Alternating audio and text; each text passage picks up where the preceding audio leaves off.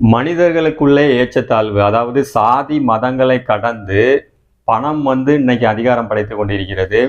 உயிருக்கும் கீழே தான் பணம். அதாவது பணம் என்பது ஒவ்வொரு மக்களின் வாழ்வாதாரத்துக்காக உருவாக்கப்பட்டதான் இந்த பணம். ஆனால் இன்று பணம் இல்லாத மனிதன் உயிரையும் இழக்கக்கூடிய தருவாயில இன்னைக்கு ஒரு சமூகம் உருவாக்கப்பட்டுள்ளது.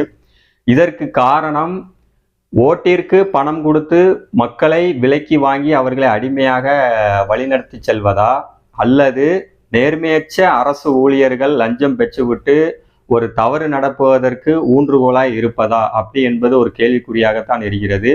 நமது சமூகத்தில் மனித நேயத்துடன் பணம் என்பது ஒரு வாழ்வாதாரம்தான் என்பதை புரிந்து கொண்டு, பணத்தால், சாதியால், மதத்தால் ஒரு மனிதனை மிக பெரியவன், கீழ் உள்ளவன் என்பதை நினைப்பதை விட, குணத்தால் அவனை நிர்ணயம் செய்தால் இந்த சமூகத்தில் பல மாறுதல் உண்டாகும். எத்தனை பெரிய உலக கோடீஸ்வரர்களாலேயே தன் உயிரை அந்த பணத்தால் விலைக்கு வாங்க முடியவில்லை.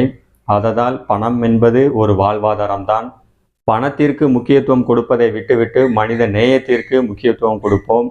இந்த சமூகத்துடன் மனித நேயத்துடன் வாழ்வோம்.